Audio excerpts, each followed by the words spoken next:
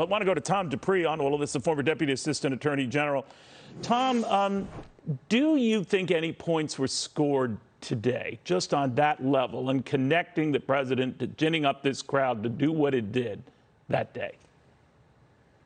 I think the committee succeeded today, Neil, in establishing links that we hadn't previously known about between the White House and some of these militia groups.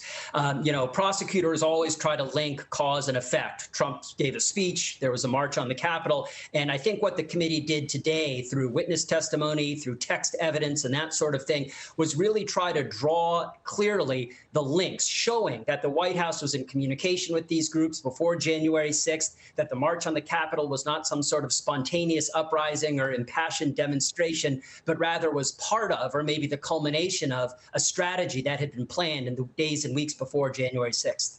But Tom, here's where it gets to be a slippery argument, right? I mean, much was said of these documents that were obtained from the National Archives, including that Donald Trump reviewed that said, I will be making a big speech at 10 a.m. on January 6th at the Ellipse, south of the White House. Please arrive early. Massive crowds expected. March to the Capitol. Stop the steal.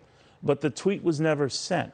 And the former president let his allies know in advance of his plan was, to direct the crowd, come to the Capitol. But that direct tweet was never sent. Didn't that hurt the committee's argument? Neil, that part of it caught my eye today. In other words, a lawyer will tell you that the most powerful evidence are emails, tweets that are actually sent. But if you've got a draft that apparently wasn't drafted by the president, it sat presumably in the draft items folder on his phone. Maybe he looked at it and said, I'm not going to send this tweet. So again, I completely agree that if you're looking for strong evidence, you need to focus on the tweets the president actually sent rather than draft tweets that were presented to him but he declined to send. This is the first of the hearings that I can recall, Tom, where there was serious consideration on the part of the former president to sort of acknowledge, all right, this was not a steal. This election was not taken from him.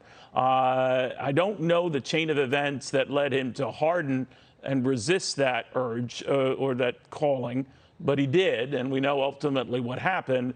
But it was a lot closer than we thought for him to step back and maybe in a calmer moment say no. Yeah, it's really interesting just seeing this whole timeline playing out. And today, of course, we heard a lot about that meeting at the White House that seemed to have gotten a little bit out of hand, to say the least. I mean, we always knew there was a little bit of crazy in the White House, but now we hear that there was a lot of crazy in the days before January 6th, with people giving the president just absolutely insane, in my opinion, legal advice.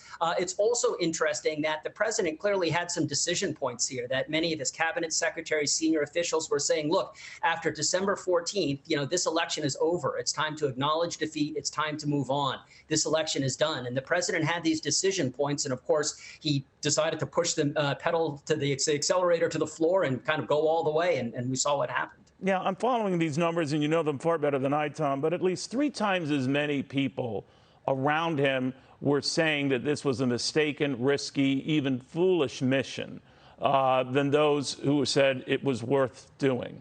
And yet he gave into that minority of aides who might have been gunning him on or might have been thinking that that was what he wanted to hear.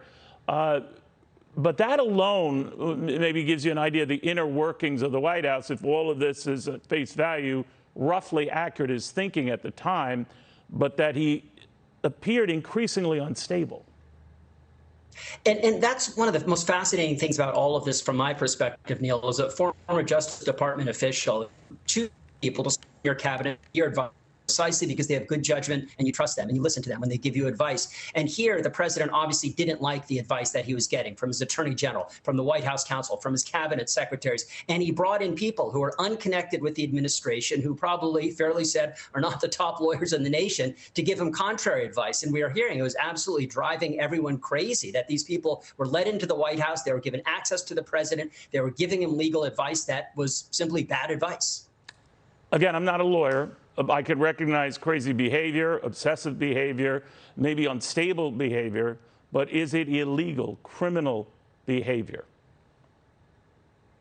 You know, in some cases, I think the people who were giving him this advice were coming pretty darn close to that line, if not going over it. I mean, look, these are all, or at least most of them, were lawyers, and they had to know that the course of action they were urging on the president was not authorized. It was unconstitutional. It violated federal law, and yet they urged the president to follow this course of action. So again, I always hate to accuse fellow lawyers of criminal conduct, but in this case, I think a lot of the advice they were giving them was right up to that line, if not over it. Do you think criminal charges are going to be filed? I am skeptical of that, Neil. I'm really skeptical of that.